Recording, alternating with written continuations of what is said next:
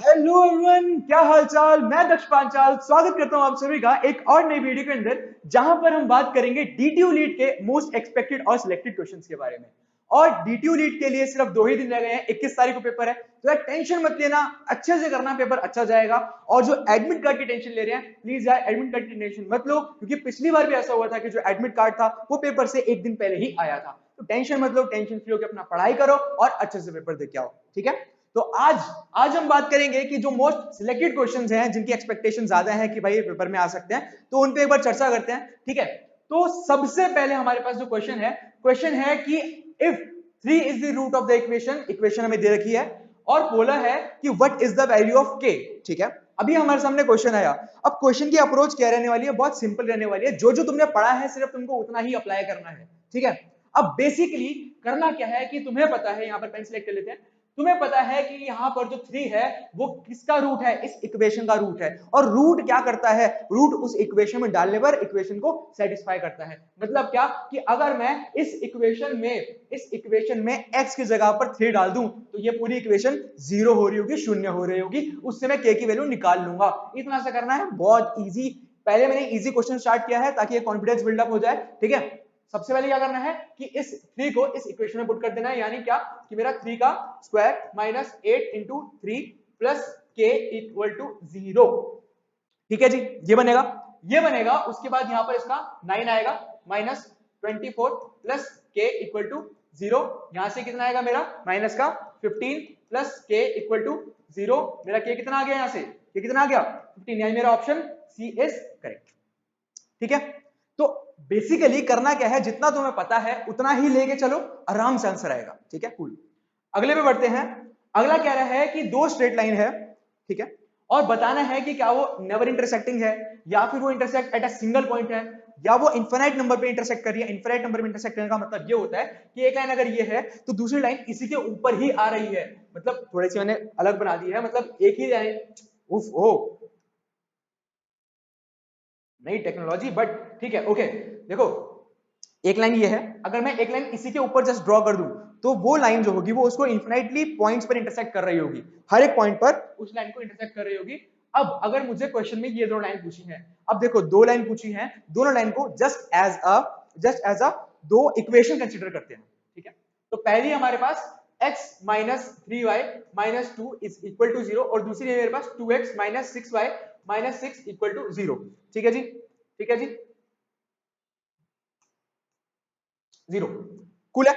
अब यहां पर हमें क्या करना है, मुझे बस इतना करना है कि मैं इन दोनों इक्वेशन को साइमल्टेनियसली सॉल्व कर दूं by the method of elimination method, substitution method, जो लगाने हैं लगाओ, बट इन इक्वेशन को सॉल्व करते हैं। अब देखो, इस इक्वेशन को मैं 2 से मल्टीप्लाई कर दूं, ठीक है, 2 से मल्टीप्लाई कर देते हैं। इधर आएगा मेरा 2x minus 6y minus 4 equal to 0, और इधर आएगा मेरा 2x minus 6y minus 6 is equal to 0।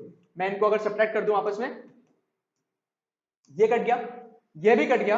अब मेरे को फर्क नहीं पड़ता, ठीक है, जो मर्जी आ रहा हो, बट मेरा x चला गया, मेरा y चला गया। इसका मतलब क्या है कि इस इक्वेशन का कोई भी सॉल्यूशन नहीं आने वाला। और अगर 2 लाइनों के बीच का इंटरसेक्शन का सॉल्यूशन नहीं आता, तो मैं कह सकता हूं कि लाइन कभी इंटरसेक्ट नहीं कर रही है। तो इसका जो आंसर होगा वो क्या होगा, lines are never intersecting in nature.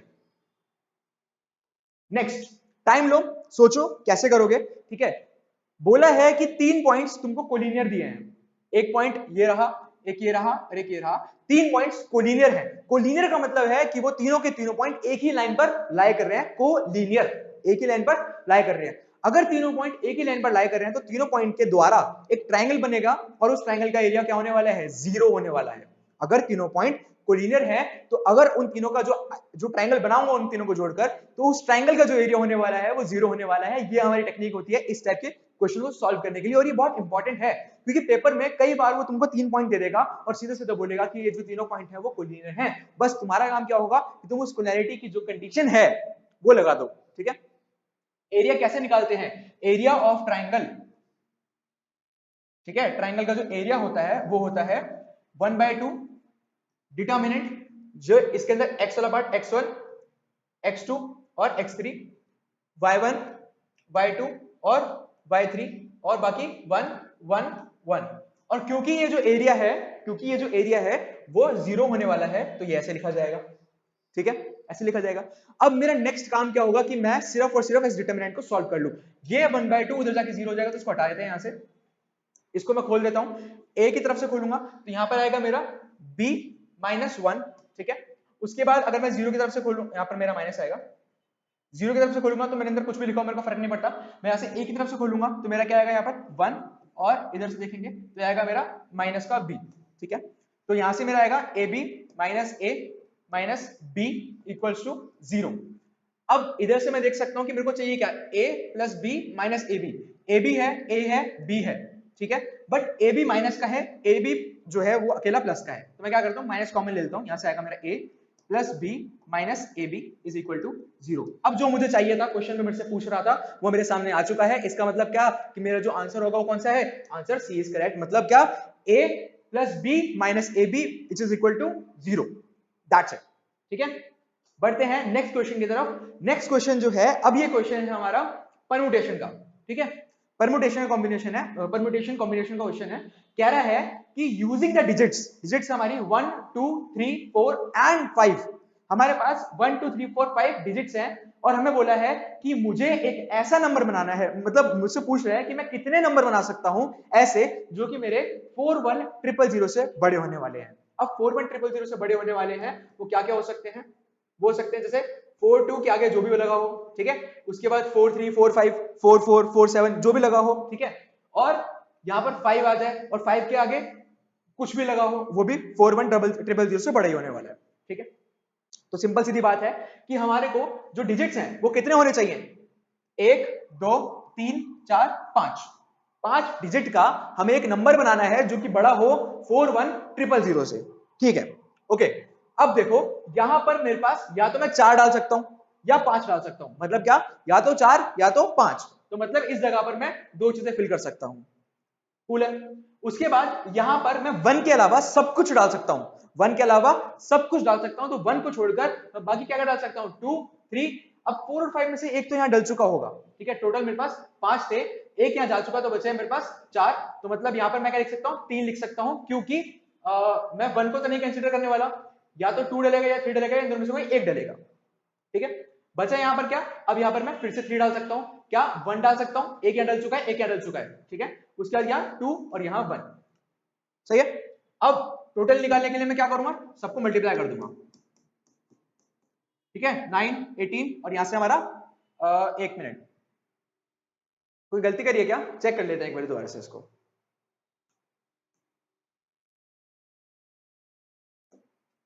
एक 2 3 4 5, 5 है मेरे पास। पहले वाले में मैं कितना डाल सकता हूँ, या तो 4 या 5, मतलब मैं 2 डाल सकता हूँ। ओके, उसके बाद मैं दूसरे वाले में क्या डाल सकता हूँ कि मेरा एक यहाँ डल गया, तो मेरे पास 1 के अलावा मैं सब कुछ डाल सकता हूँ। एक चीज और है, ओके ओके ओके, हाँ ठीक है, यहाँ पे 1 भी डाल सकता हूँ, क्योंकि 1 के आगे जितने भी जाएंगे, मतलब अगर देखो यहाँ पर मैंने 1 डाल दिया, उसके बाद में यहाँ पर जो बचे हुए हैं वो कुछ भी डाल दो, 41000 से बड़े ही होने वाले हैं। इसका मतलब क्या है कि यहाँ पर मैं क्या डाल सकता हूँ, 4 डाल सकता हूँ, यहाँ पर 3, यहाँ 2, यहाँ 1, ठीक है।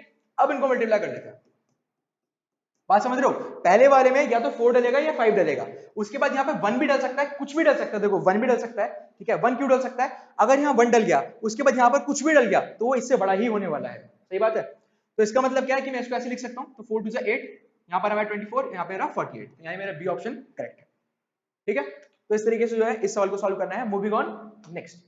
नेक्स्ट क्या रहा है, अब ये जो क्वेश्चन है, ये क्वेश्चन है हमारा जो हमारा ट्रिग्नोमेट्री का एप्लीकेशन ऑफ ट्रिग्नोमेट्री होता है, उसके बेस पर ये हमारा क्वेश्चन बना हुआ है। क्वेश्चन कह रहा है कि एक इंसान है जो कि खड़ा हुआ है रिवर के किनारे पर। एक इंसान है जो कि खड़ा हुआ है रिवर के किनारे पर। जब भी ऐसा क्वेश्चन है तो सबसे पहला काम क्या करना है, सबसे पहले तुमको उसकी इमेज बनानी है, फिगर बनानी है रफली, ठीक है। तो मतलब क्या कि एक नदी है, कुछ ऐसे होगी, ठीक है।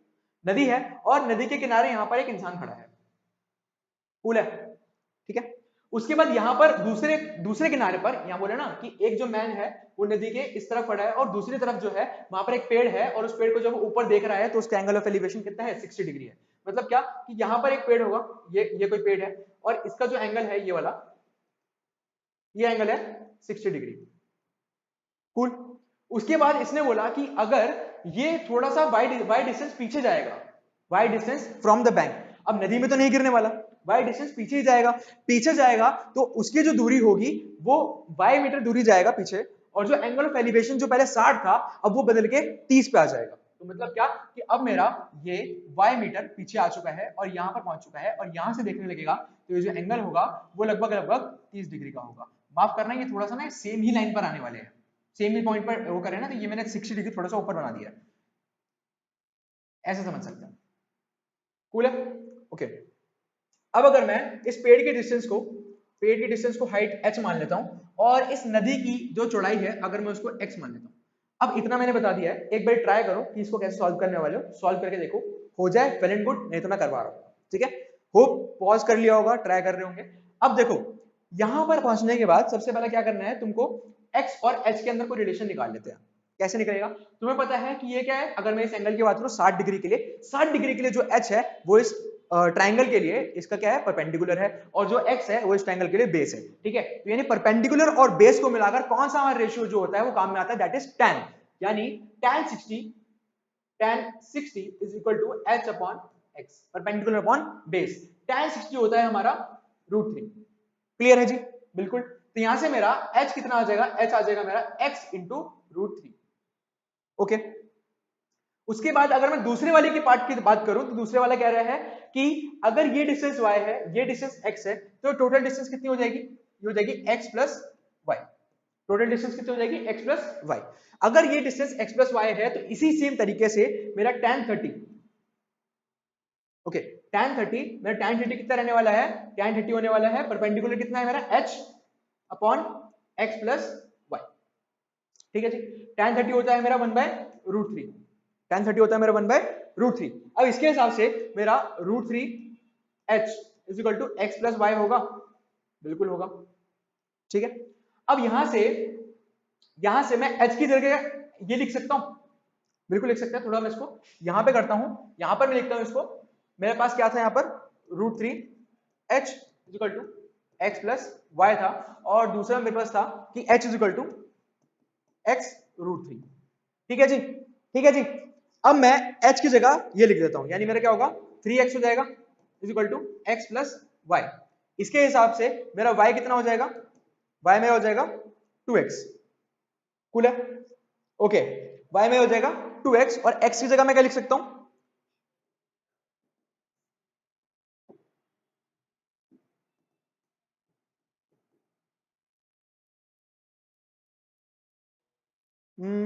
y क्यों लिखना, मैं h निकालना है ना, तो h ही हटाते हैं यहां से इसको।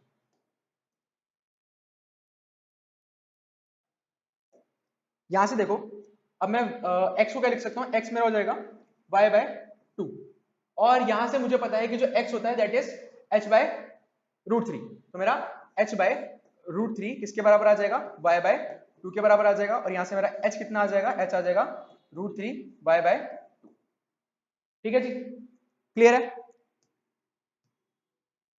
सही है। तो इस तरीके से जो मैं हाइट ऑफ ट्री पूछी थी h, वो मैंने निकाल दी, वो कितनी है, √3/2 y, option C is correct, सही है। तो इस तरीके से जो है हम इसके सवालों को सॉल्व करने वाले हैं। जो भी हमारा, देखो इन सवालों को सॉल्व करने का क्या तरीका है, सबसे पहले तुम्हारे को जो भी दिया हो क्वेश्चन के अंदर उसकी फिगर बनाते चलो, ठीक है, दिमाग में विजुलाइज करते चलो, फिगर बनाते चलो। उसके बाद तुम्हारा बेसिक, ये क्वेश्चन बहुत बेसिक होते हैं, इनमें कुछ ज्यादा रॉकेट साइंस नहीं लगने वाली है, बहुत बेसिक है कि तुम्हें बस जो जो बोला है वो करते जाओ, और ये देखो कि तुम कौन सा इसके अंदर रेशियो लगाने वाले हो, टैन का लगेगा, साइन का लगेगा, कॉट का लगेगा, किसका लगेगा, जो रेशियो लगेगा वो लगाओ और फिर तुम्हारा आंसर आ जाएगा, दैट्स इट, ठीक है। Moving on next. अच्छा, आगे बढ़ने से पहले ये जरूर बताना जरूरी है भाई कि जीसीसी प्राउडली अनाउंस करता है अपना पढ़ाकू बैच, जिसका जो सेशन है वो ऑनलाइन, जो सेशन है ओरिएंटेशन का, वो 20 तारीख को है 11 बजे सुबह, ठीक है। ये ऑनलाइन सेशन है 20 तारीख को 11 बजे सुबह, ठीक है।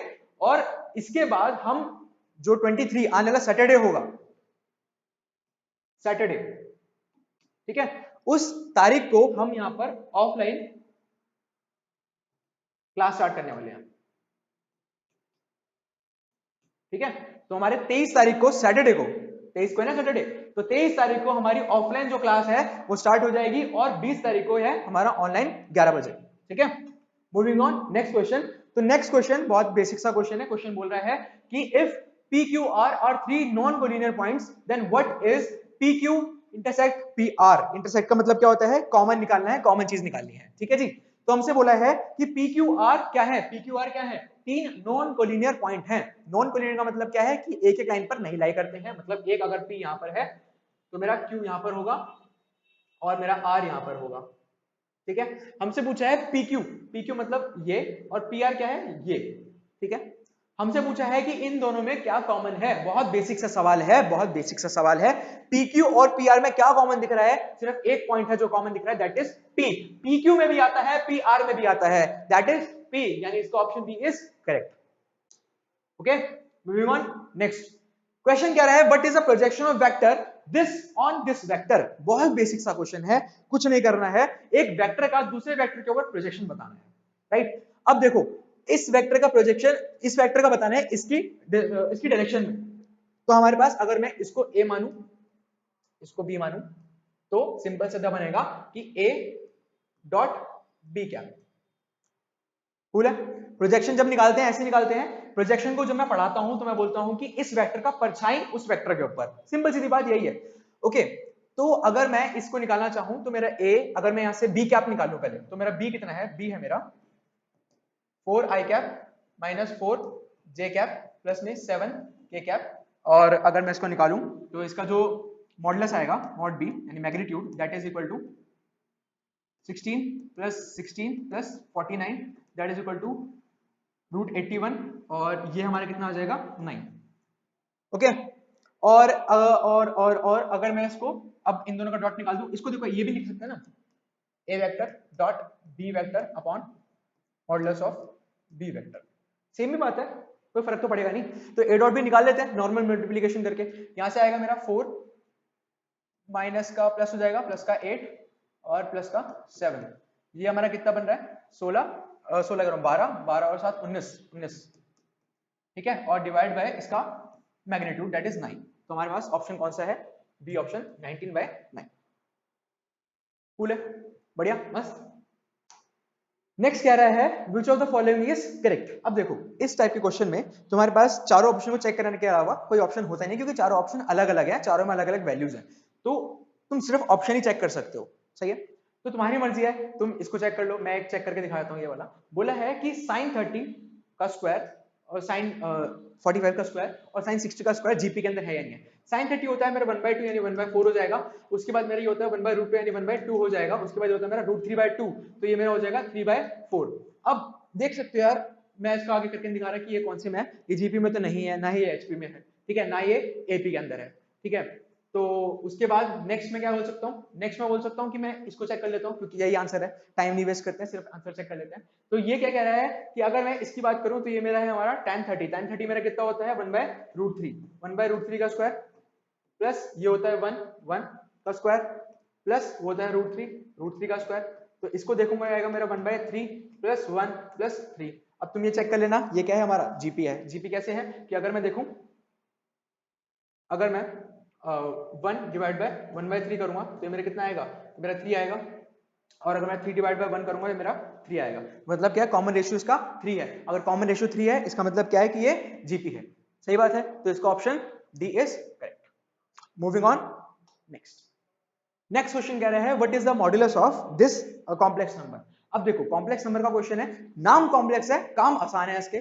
कॉम्प्लेक्स नंबर के अंदर एक बात ध्यान रखना कि जब भी कॉम्प्लेक्स नंबर का सवाल जो है सॉल्व करने जाओ तो कभी भी आयोटा को डिनोमिनेटर में मत रखना। ये जो मैं बोल रहा हूं अभी, ये ट्रिक की तरह यूज कर सकते हो, और ये ट्रिक मोस्टली क्वेश्चन में लगा सकते हो। सही बात है कि जब भी तुम्हारा आयोटा नीचे दिखे उस आयोटा को ऊपर लाने का ट्राई करना, ठीक है। रेशनलाइजेशन लगा सकते हो, इस क्वेश्चन में तो सीधा मल्टीप्लिकेशन हो जाएगी, तो वो आइडेंटिटी लगेगी नीचे, तो आयोटा हट जाएगा, बट नहीं तो रेशनलाइजेशन लगा देना, कुछ भी करना, बट आयोटा को नीचे से हटाना, तुम्हारा आधे से ज्यादा सवाल वहीं पर सॉल्व हो रहा होगा। तो सबसे पहले बात करते हैं इस सवाल के बारे में। तो इस सवाल में देखते मुझे पता लग रहा है कि नीचे मेरा यहाँ पर प्लस है या माइनस है, तो कुछ ना कुछ आइडेंटिटी लग रही है ए स्क्वायर माइनस बी स्क्वायर वाली। तो इसके हिसाब से यहाँ पर मैं सबसे पहले ये कर दूंगा। तो अगर मैं करूंगा इनको मैं मल्टीप्लाई करूंगा आपस में, और मतलब माइनस कर दूंगा, तो यहाँ पर आएगा मेरा 1 माइनस, ठीक है, minus 1 plus 3 iota divide by, नीचे मेरा क्या आएगा, नीचे आएगा मेरा 1 का स्क्वायर प्लस 9, 3 का स्क्वायर आएगा ना। यहाँ पर एक तरीके से इसको मैं अगर बेसिकली बताऊं तो ये लिखा होगा 1 का स्क्वायर माइनस 3 आयोटा का होल स्क्वायर, और इसको मैं अगर ऊपर वाले को सॉल्व करूंगा तो आएगा 3 आयोटा माइनस 1 माइनस 3 आयोटा, 1 से 1 कटेगा, और इधर मैं देखूंगा तो इधर मेरा आएगा 1 का स्क्वायर माइनस 9, और ये आयोटा है, आयोटा का स्क्वायर माइनस 1 होता है तो इसलिए यहाँ पर प्लस आएगा, तो ये हो जाएगा मेरा, यहाँ से आएगा मेरा माइनस का 3 आयोटा, 3 नहीं 6, माइनस का 6 आयोटा डिवाइड बाय 10, सिंपली इसको देखें तो आएगा माइनस का 3 आयोटा बाय 5। कूल है जी, ओके। मॉडुलस पूछा है तो मॉडुलस क्या होता है, mod z is equal to x plus iota y जो होता है, अगर मैं इसको z को लिखूं z is equal to x plus iota y होता है, तो मॉड z क्या होता है, under root X square plus Y square. अब इसके केस में देखो, इसके केस में जो आयोटा है, जो x है वो 0 है, प्लस आयोटा माइनस का 3 बाय 5, ठीक है, यही है इसके केस में।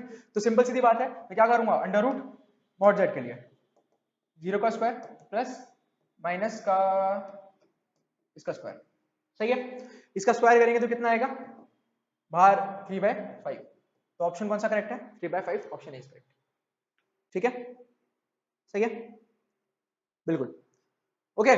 सो मूविंग ऑन, नेक्स्ट कह रहा है, if sum of square of root of the equation x square plus kx minus b is equal to 0 is 2b।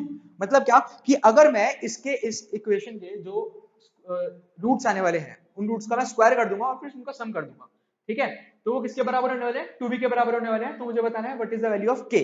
Cool है, तो सिंपल सीधी बात ये है कि यहाँ पर मुझे सम ऑफ स्क्वायर्स ऑफ रूट्स पूछा है। अगर मैं इसके रूट की बात करूं तो ये मेरा क्या है, x square plus K X minus B is equal to 0। इसके जो रूट्स हैं वो रूट्स अगर मैं मान लूं अभी के लिए अल्फा और बीटा होने वाले हैं, तो सम ऑफ स्क्वायर्स ऑफ रूट्स, यानी अगर मैं इनका स्क्वायर करूंगा अल्फा प्लस बीटा, ठीक है, तो ये कितना है, ये मेरा है 2b, सही बात। अब मैं इसको क्या लिख सकता हूं, इसको मैं लिख सकता हूं अल्फा प्लस बीटा का whole square minus 2 alpha beta. जिसको ये समझ नहीं आया उसके लिए मैं यहाँ पे बता रहा हूँ कि अल्फा प्लस बीटा का जो होल स्क्वायर होता है वो कितना होता है, alpha square plus beta square minus 2 alpha beta.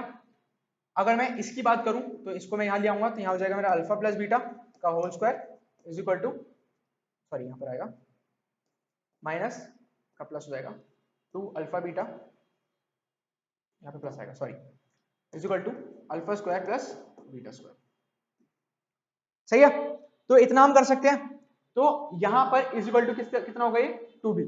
अब अल्फा प्लस बीटा और अल्फा बीटा निकालना बहुत आसान है। अल्फा प्लस बीटा कैसे निकलेगा, अल्फा प्लस जो बीटा होगा that is equal to minus B upon A, और माइनस बी यहां पर कितना है, दैट इज माइनस के, और ए हमारा 1 है।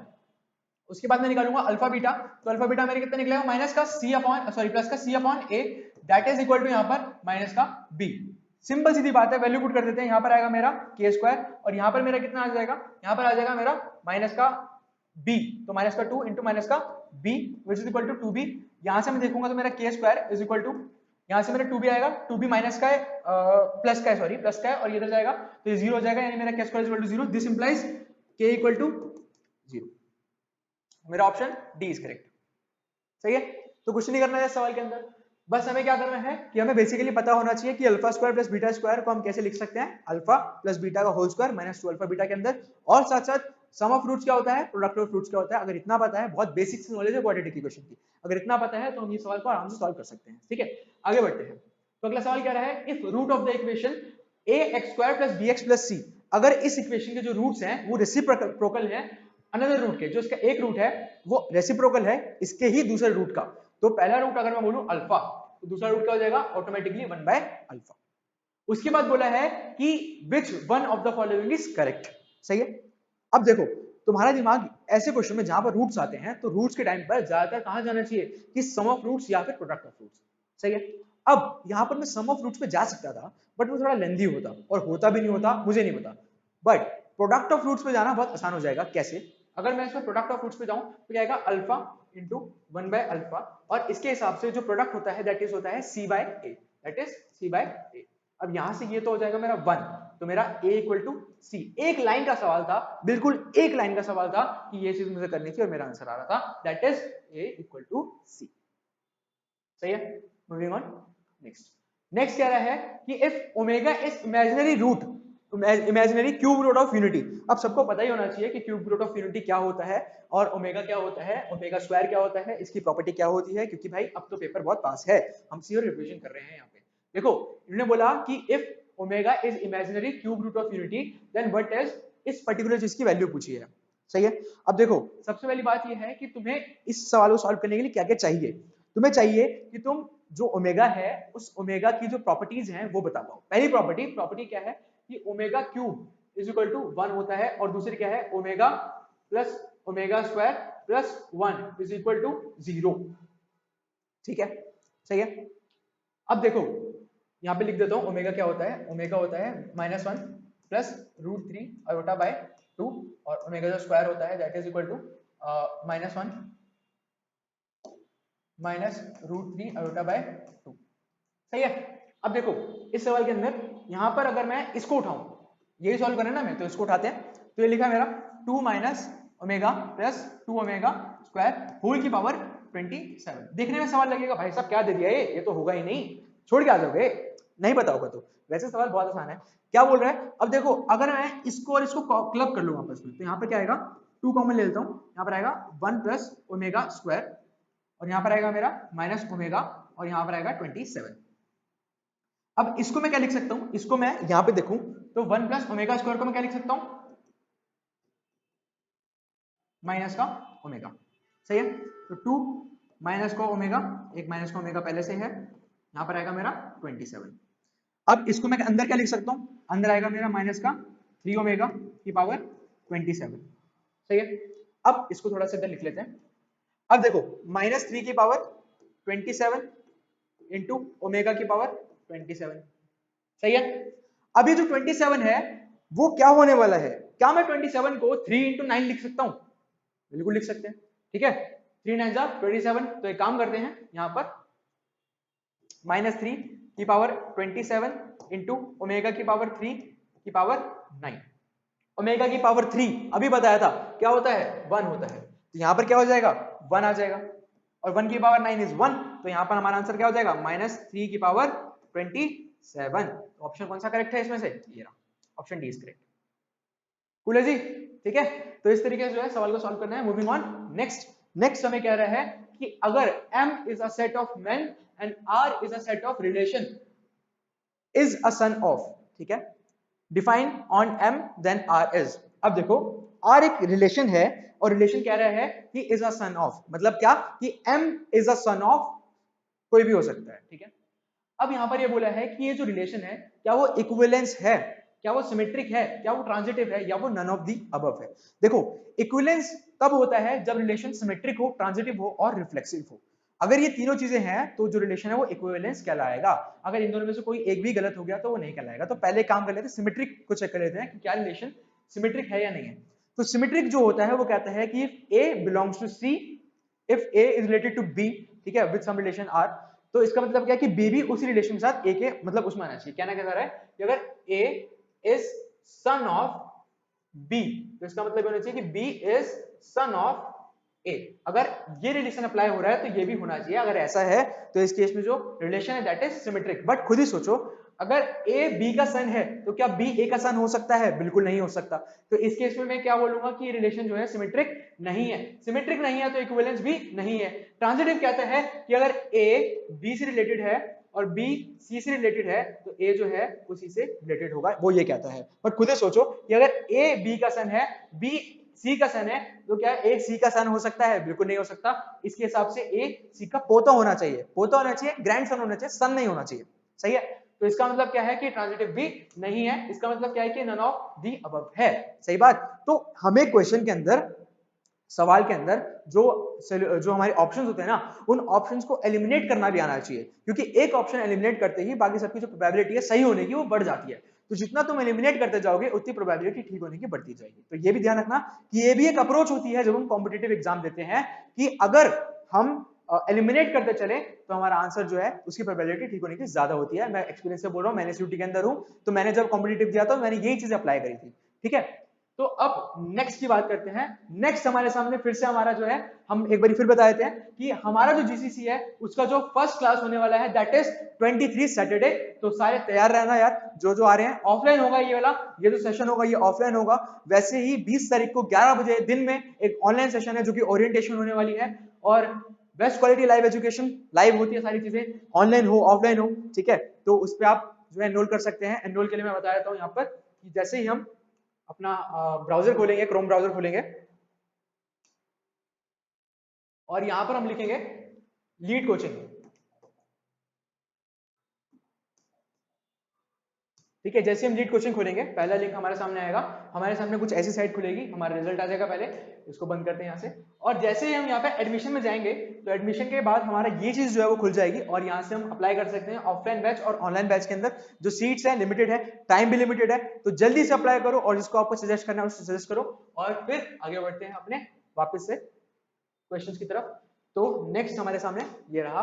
नेक्स्ट क्या रहा है, what is the locus of a point which is at the distance of 8 units from the left of y axis। मतलब क्या कि y axis के लेफ्ट के बाद, y axis के लेफ्ट में 8 यूनिट्स दूर कौन सा पॉइंट है, ठीक है। अब देखो ड्रॉ कर लेते हैं एक बार एक्सिस, ये हमारा y एक्सिस, ये हमारा x एक्सिस। तो सिंपल सीधी बात है, y एक्सिस का लेफ्ट, y एक्सिस का लेफ्ट यहां पर है 8 यूनिट्स, तो यहां का ही होगा। अपने आप आंसर आ गया। ये आंसर क्या है, x इक्वल टू -8, सही है। x इक्वल टू -8, तो ऑप्शन हमारे पास क्या है, ये रहा, C option is correct. Moving on next. Next क्या रहा है, अब ये जो सवाल है ये प्रोबेबिलिटी का है और इसमें कहीं ना कहीं थोड़ा थोड़ा परम्यूटेशन कॉम्बिनेशन भी लगता है, मतलब सोचने के लिए। अब देखो क्या बोल रहा है कि there are 4 letters and 4 directed envelopes. मतलब क्या कि पहला लेटर है, दूसरा लेटर है, तीसरा लेटर है, चौथा लेटर है। वैसे ही पहला एनवेलप है, दूसरा एनवेलप है, तीसरा एनवेलप है, चौथा एनवेलप है।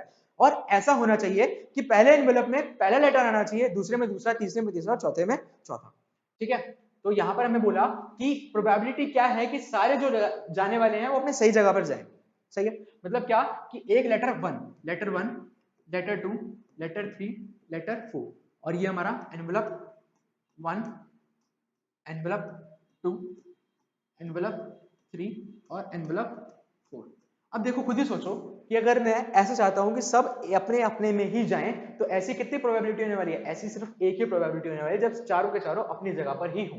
तो प्रोबेबिलिटी कितनी हो गई, 1 हो गई। ये मतलब एक ही हो सकता, एक ही बार ऐसा हो सकता है, सही बात। और टोटल नंबर ऑफ केस, मतलब फेवरेबल आउटकम कितने हमारे, ये हमारे फेवरेबल आउटकम्स हैं कि एक ही बार ये फेवरेबल आउटकम आएगा, ठीक है। टोटल आउटकम कितने होने वाले हैं, टोटल कितने होने वाले हैं कि इसमें 4 में से कोई भी आ जाए, ठीक है। अब एक चला गया तो 3 बचे, इसमें कोई आ जाए, फिर 2 इसमें आ जाए, फिर 1 इसमें आ जाए, यानी टोटल आउटकम कितने होने वाले हैं, 4, 3, 2, 1, यानी टोटल कितना हो गया 24। तो आंसर क्या हो जाएगा, favourable outcomes upon total outcomes. कौन सा मैच कर रहा है भाई, 1/24, यानी सी ऑप्शन इज करेक्ट, सही है जी, ठीक है। Okay, so moving on next. Question कह रहा है कि a is equal to 4n plus 2, n is the natural number and b is equal to 3n, n is the natural number, then what is the a intersection b, सही है। अब देखो a intersection b का जो formula होता है that is, अगर मैं प्रोबेबिलिटी के हिसाब से बताऊं या n के हिसाब से बताऊं तो दैट इज वो होता है, अगर मैं लिखता हूं, ठीक है।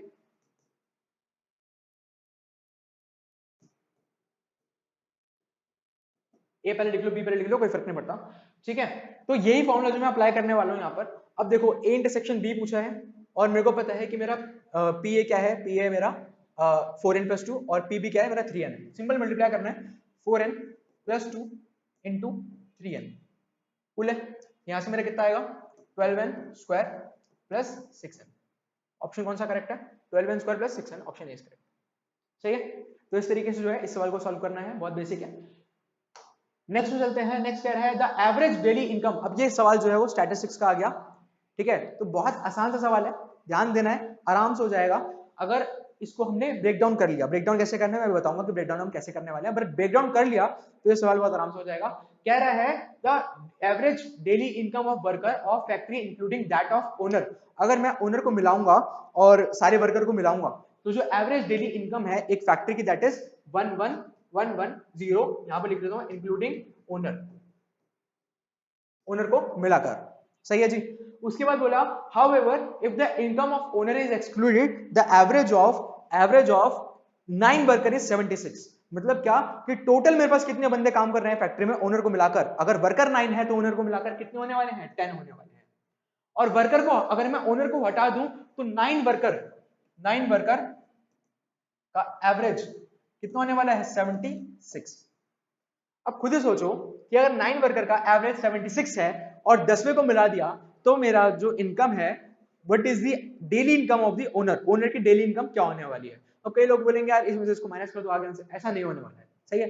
अब देखो अगर 9 वर्कर है उनका एवरेज कितना है 76, ऐसा करते हैं कि एवरेज ऑफ ओनर को हम ले लेते हैं या डेली इनकम ऑफ ओनर को ले लेते हैं, वही निकालना ना।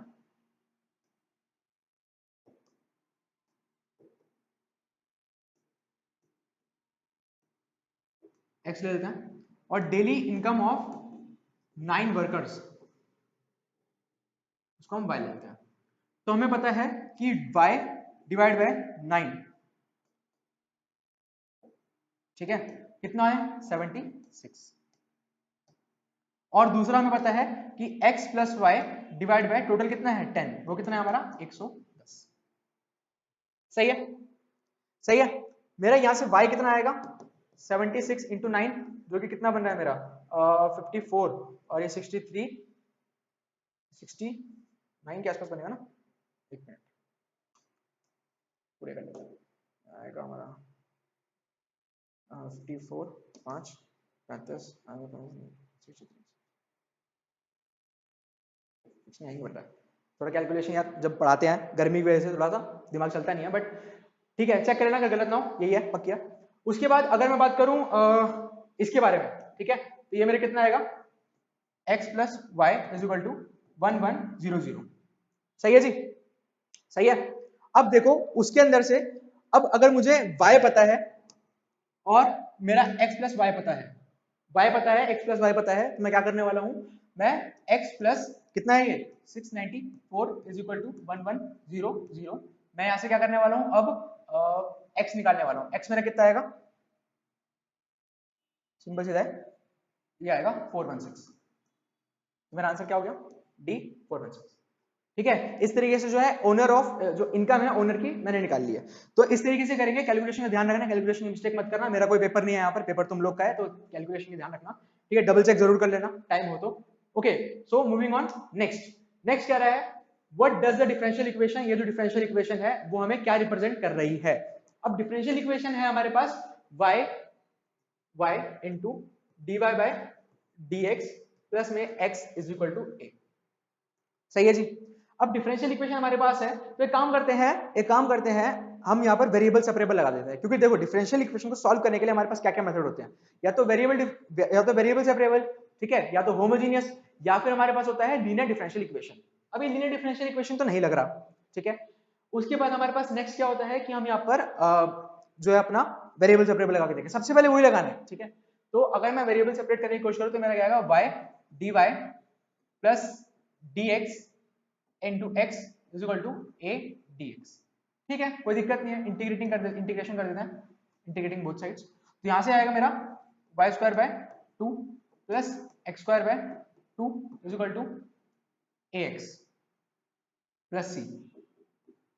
सही है, y square plus x square is equal to 2ax plus c। सारी चीजें इधर ले आते हैं, तो यहां पर बनेगा x square plus y square plus 2ax plus c minus c, minus आ गया यहां पर भी।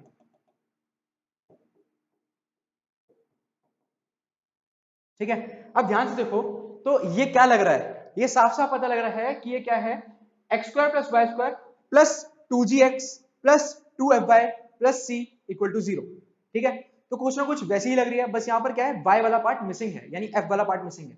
तो इसका मतलब क्या है कि जो इसका रेडियस होने वाला, जो इसका सेंटर होने वाला है तो सर्कल, बट सेंटर कहां लाया करेगा, क्योंकि इसके लिए भी जो है ना हमारे पास set of a circle having centre at y axis या set of a circle having centre at x axis. हमें साफ पता लग रहा है कि जो उसका सेंटर है वो कहां रहने वाला है, x एक्सिस पर रहने वाला है, और ये सर्कल है। तो सिंपल सीधी बात है, ऑप्शन बी इज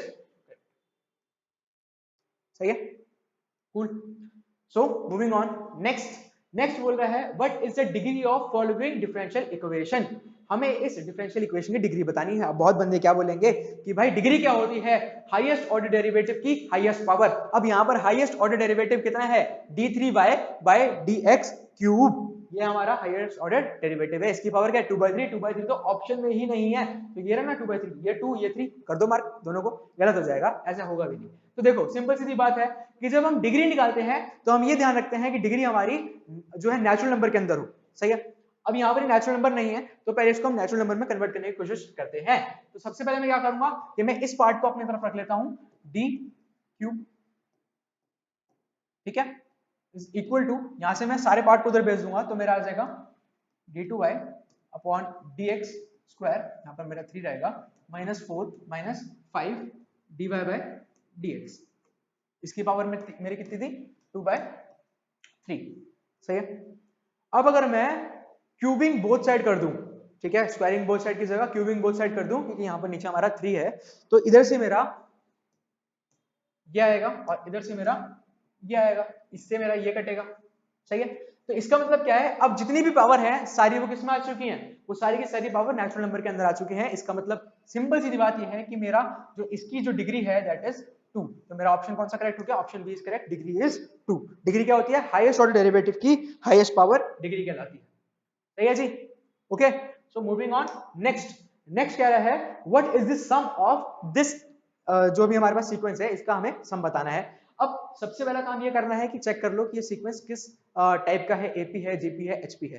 देखो टाइम नहीं वेस्ट करते, सिंपल से बताते हैं। यहाँ पर टाइम कितना हो चुका वीडियो का, ओके, तो सिंपल से बताते हैं कि यहाँ पर हमारे पास अगर मैं देखूं तो जीपी नजर आ रही है, ठीक है, क्योंकि खुद ही सोच सकते हो यार मल्टीप्लाई वाला सीन चल रहा है, जीपी लग रही होगी। तो एक बार चेक कर लेते हैं कि इसका जो आर है वो कितना निकल के आने वाला है, आर एस 1/3 डिवाइड बाय 3 √3, तो वो कितना आने वाला है हमारे पास 1/3 आने वाला है, ठीक है। तो इसका जो r है दैट इज 1/3। अब सिंपल सी बात है कि r हमारे पास आ गया और मुझे ये बताना है कि मुझे कहां तक का जो समय है वो निकालना है। अब अगर मुझे कुछ नहीं दिया तो मैं इसको एज अ इंफिनिटी मान के चलूंगा, और इंफिनिटी मान के चलूंगा तो जो sum of infinite terms of GP होता है दैट इज एस इंफिनिटी, और वो किसके बराबर होता है, a अपॉन 1 माइनस आर के बराबर होता है। a हमारा कितना है, a हमारा है √3 और 1 माइनस आर कितना है, 1 माइनस आर कितना है 1/3। तो मेरा आंसर यहाँ से क्या आएगा, यहाँ से आएगा मेरा क्या आएगा मेरा √3 डिवाइड बाय 2 और यहाँ पे 3, तो मेरा आंसर क्या आ जाएगा 3√3/2, यानी ये वाला ये ऑप्शन इज सही है जी, बढ़िया। सो मूविंग ऑन, नेक्स्ट, अब देखो ये डिटरमिनेंट का क्वेश्चन है और यहाँ पर डिटरमिनेंट की एक अच्छी प्रॉपर्टी लगने वाली है, ध्यान से देखो, एक बार ट्राई करो पॉज करके कि कैसे करने वाले इस सवाल को, और फिर हम देखते हैं, सही है। तो सिंपल सी बात ये है कि अगर मैं इसके अंदर प्रॉपर्टी ढूंढना चाहूं तो प्रॉपर्टी में क्या लगा सकता हूं, मुझे पता है कि एक प्रॉपर्टी होती है कुछ ऐसे कि अगर है मेरे पास a plus b, c plus d और ई प्लस एफ, और यहाँ पर मान लो कि मेरा कुछ कुछ लिखा हुआ है, ठीक है, तो मैं इसको ब्रेक कर सकता हूँ दो डिटर्मिनेंट के अंदर। एक में क्या होगा मेरा a c e, एक में क्या होगा मेरा इस तरफ, एक में होगा मेरा b d f, और बाकी यहाँ पर मेरा कुछ कुछ लिखा होगा, ठीक है। तो इस तरीके का जो है मेरे पास एक प्रॉपर्टी होती है, वो मैं लगा सकता हूँ यहाँ पर। तो मैं इस पूरे को मिटा देता हूँ,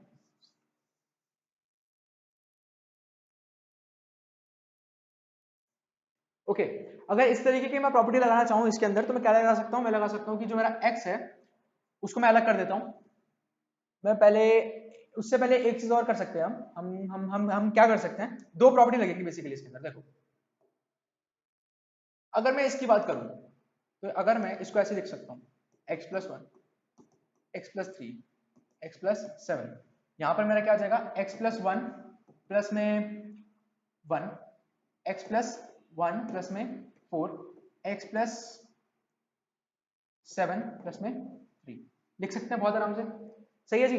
उसके बाद इधर देखो तो इधर मैं क्या लिख सकता हूँ, x प्लस, पूरे लिख लेते हैं अभी तो, x+4 x+8 x+14, सही है। अब अगर मैं जैसे मैंने पहले बताया था कि इसको एक मान लेता हूं इस पूरे को, ये मेरा 3 यहाँ पे, ठीक है। इनको पूरा एक मान लेता हूँ और इसको अलग मान लेता हूँ, तो मैं 2 में डिवाइड कर सकता हूँ।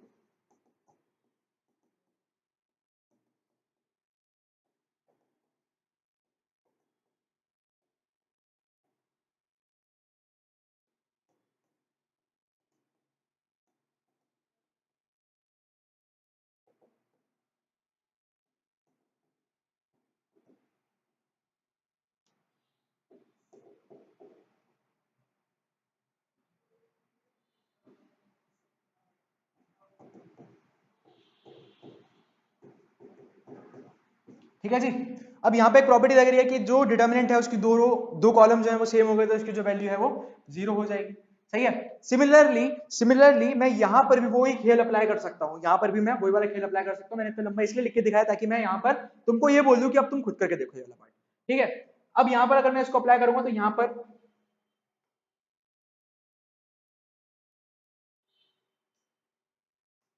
ये मेरा था x प्लस 4, एक्स प्लस 4 को मैं क्या लिख सकता हूँ, x प्लस 1 प्लस 3। उसके बाद यहाँ क्या लिख सकता हूँ, x प्लस 3 प्लस 5, और यहाँ मैं क्या लिख सकता हूँ, x प्लस 7 प्लस 7। ठीक है।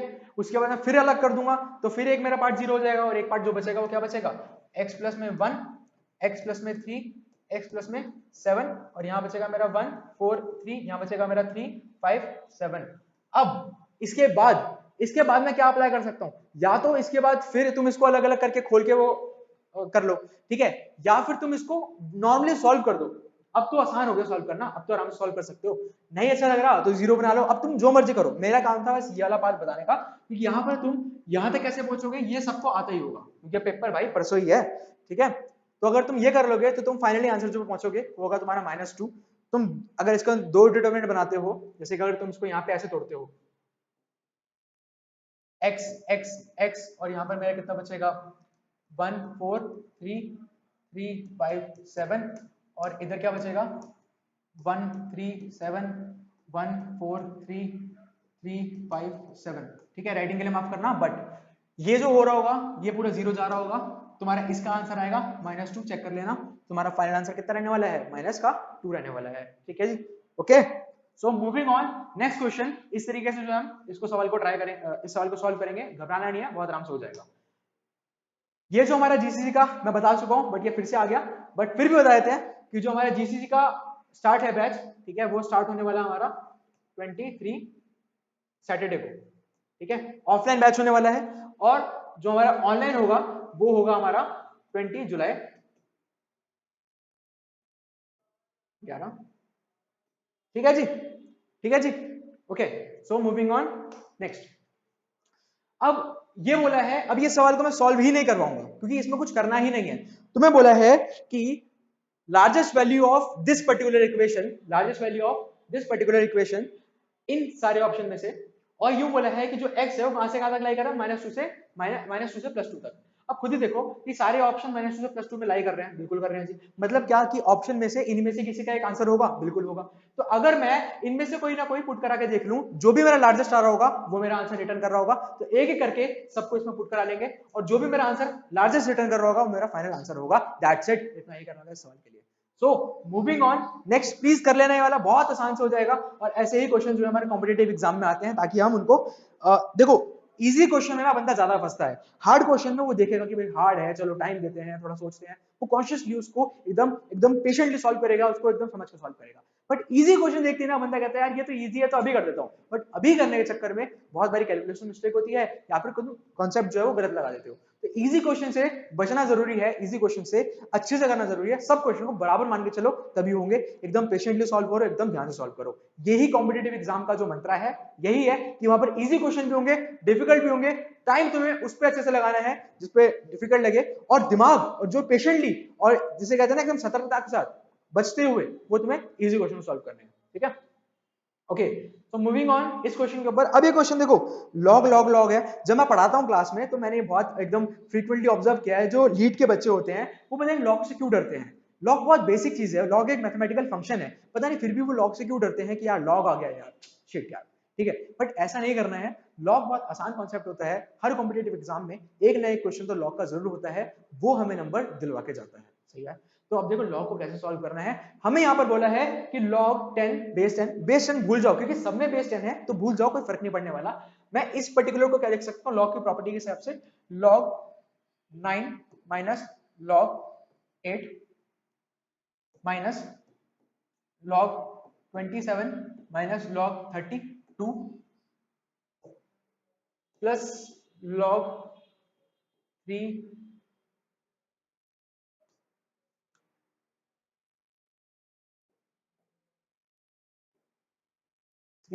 Minus log 4। सबका बेस 10 है, ठीक है, बार बार बोलने की जरूरत नहीं है, सबका बेस 10 है। अब यहां पर मैं देखूं तो मैं इसको क्या लिख सकता हूं, ये क्या लिखा है, ये लिखा है log 3 का स्क्वायर माइनस log 2 का क्यूब माइनस log 3 की पावर 3 माइनस log 2 की पावर 5 प्लस में log 3 as it is minus log 2 की पावर 2। सही है जी। अब देखो अगर मैं ध्यान से देखूं तो ये क्या लिखा हुआ है, ये लिखा हुआ है 2 log 3 minus 3 log 2 minus 3 log 3 plus 5 log 2 plus log 3 minus 2 log 2। अब देखो अब कुछ नहीं करना है यार, अब तो बस ऐड ही करना है, सब्ट्रैक्ट ही करना है जो जो है। अब ये मेरे पास log 3 दो बार आ चुका है और यहां से मेरा log 3 माइनस में दो बार आ चुका है, 3 बार आ चुका है और एक बार यहाँ पे प्लस का आ चुका है, दो बार प्लस का प्लस का प्लस का और एक बार माइनस का, तो ये गया। सिमिलरली यहाँ पर 3 बार log प्लस का आ चुका, माइनस का आ चुका है, 3 बार log दो बार log माइनस का आ चुका है और 5 बार log प्लस का आ चुका है 2 में, तो ये भी गया, ये भी गया और ये भी गया। आंसर क्या गया, 0। ठीक है जी, आंसर क्या गया, 0। इस तरीके से जो है हम सवाल को सॉल्व करना है। बहुत बेसिक है कि तुम्हें लॉग की प्रॉपर्टी के बारे में बताना चाहिए। यहाँ पर लॉग की दो प्रॉपर्टी लग रही है, एक क्या लग रही है कि लॉग, अगर मैं डिवीजन की बात करता हूँ log a by b that is equal to log a minus log b, और अगर log b की पावर, जैसे यहाँ पर ये था ना log 3 की पावर 2 थी तो जो पावर है वो यहाँ पर बाहर आ जाती है, ये भी एक प्रॉपर्टी है, इसका भी ध्यान रखना क्योंकि यहाँ से ही छोटी छोटी प्रॉपर्टी से ही क्वेश्चन बनता है। सही है, okay moving on next question. अब ये क्वेश्चन ना बहुत आसान है, बहुत ही आसान है, कुछ नहीं करना है। बोला है in how many ways 6 girls can be seated in 2 empty chairs. Chair कितनी खाली है, चेयर 2 खाली है। लड़कियां कितनी हैं, 6 लड़कियां हैं। तो ठीक है जी, कर देते हैं। यहाँ पर हमारे पास 2 चेयर खाली है, पहली चेयर पे 6 में से कोई भी बिठा सकते हो, यानी 6 की 6 बिठा सकते हो। अब एक यहाँ बिठा दी तो बच्चे कितनी, 5 बिठा सकते हो। फाइनली कितना आ गया, फाइनल आंसर आ गया। ठीक है, तो कुछ नहीं करना यार, बस फ्री के नंबर लेने हैं, फ्री के नंबर ले जाओ, क्या जा रहे हैं। ठीक है, लास्ट क्वेश्चन आज क्लास का, लास्ट क्वेश्चन है और कह रहा है एपी का क्वेश्चन है। साफ पता लग रहा है, अच्छा इसमें लिखा नहीं था, माफ करना, मैंने पहले बता दिया कि एपी है, जीपी है, एसपी है, तो ये तुम्हें खुद पता करना है कि एपी जीपी एसपी है, बट ये एपी का क्वेश्चन है। और इसमें क्या बोला है कि जो 11th टर्म है सीक्वेंस की, अब ये सीक्वेंस हमारे पास क्या है, m minus 2n comma m minus n and यहाँ पर है m और आगे आगे जाता जा रहा है, बिल्कुल ठीक है, ऐसे जाएगा। सही। अब यहाँ पर हमें बोला है कि इस सीक्वेंस की 11th टर्म बतानी है। पहले चेक कर लेते हैं कि सीक्वेंस कौन सा है। अगर मैं बोलूं कि ये मेरा a1 है, ये मेरा a2 है और ये मेरा a3 है, तो a2 minus a1 is equal to a3 minus a2। अगर ऐसा आ गया तो ये क्या हो जाएगी, ap हो जाएगी। तो चेक कर लेते हैं ऐसा है या नहीं है। तो मैं बोलता हूं कि m minus n minus m minus 2n, तो यहाँ से मेरा कितना आ जाएगा, m से m कट जाएगा, ये प्लस का हो जाएगा, तो यहाँ पर आ जाएगा मेरा n। तो इस तरीके से यहाँ से मेरा n आ जाएगा। और अगर मैं a3 माइनस a2 निकालूं, a3 माइनस a2 निकालूं तो मेरा है m minus m minus n। ठीक है, तो यहाँ से मेरा कितना आ जाएगा, ये कट जाएगा, प्लस का हो जाएगा n। तो इसका मतलब क्या है कि मेरा जो है AP सीक्वेंस है AP, और जो मेरा D है that is equal to n। अब मुझे 11th टर्म निकालनी है, a11, वो किसके बराबर होती है, a प्लस 10d के बराबर होती है, सबको पता ही है। अब a मेरा कितना है, a मेरा कितना है, ये रहा, तो ये है मेरा m minus 2n plus 10, d मेरा कितना है, d मेरा है n। सही है जी। अब यहाँ पर देख सकते हैं m माइनस 2n प्लस में 10n, यहाँ से हम देख सकते हैं m प्लस 8n हमारा जो है फाइनल आंसर है, m प्लस 8n। अब ये बता दूंगा कि ये जो क्वेश्चन है, ठीक है, ये क्वेश्चन ना हमारे 2021 के जो आईपीयू का पेपर था, ये वो उसमें आया है। ठीक है, तो देख रहे हो कि कितने बेसिक बेसिक क्वेश्चन आते हैं यार, ठीक है। लीड हो गया, DTU लीड हो गया, IPO हो गया, इनमें बहुत बेसिक क्वेश्चन आते हैं। हालांकि इस बार जो 2022 का था उसमें इंजीनियरिंग मैथमेटिक्स के क्वेश्चन डाल दिए थे। अगर मैं इंजीनियरिंग मैथमेटिक्स के पर्सपेक्टिव से देखूं तो क्वेश्चन आसान थे, बट तुम्हारे सिलेबस के आउट ऑफ थे, तो इसलिए तुम्हें बहुत दिक्कत हुई उसको करने में। बट वो तुम्हारे लिए, अगर तुम्हारे लिए गलत थे, तुम्हारे लिए नए थे, तो सबके लिए नए थे, सब एक ही बराबर आ जाते हैं उसके लिए, सही है। तो आज की क्लास के लिए इतना था, जाते जाते थैंक यू बोल देते हैं यार, तुमने लास्ट तक देखी, ठीक है। और बेस्ट ऑफ लक, तुम्हारा जो पेपर है 21 तारीख को है, अच्छे से पढ़ाई करना, कोई दिक्कत आए उसके लिए हम है ही यहाँ पर। और बस इतना है कि कॉन्फिडेंट रहना, अच्छे से करना, तुम अच्छा करके आओगे, तुम्हें चीजें पता है, तुमने पढ़ी है, ठीक है। बस अपने आप में कॉन्फिडेंस रखना, ठीक है। जाते जाते बस लास्ट बार ये बताना चाहूंगा कि जो हमारा GCC है, इसका जो एडमिशन प्रोसेस है वो स्टार्ट हो चुका है। और एडमिशन पे जैसे हम GCC की लीड कोचिंग में जाएंगे, हमारे सामने इंटरफेस खुलेगा, हमें एडमिशन पे जाना है। एडमिशन के बाद हमारे पास ऑफलाइन और ऑनलाइन बैच दोनों के सीट्स अवेलेबल हैं, लिमिटेड पीरियड ऑफर है, लिमिटेड सीट्स हैं, तो जल्दी से अप्लाई करो। और मिलते हैं फिर यहाँ पे क्लासरूम में, लाइव बात हो तो लाइव मिलते हैं, बाकी बाय बाय।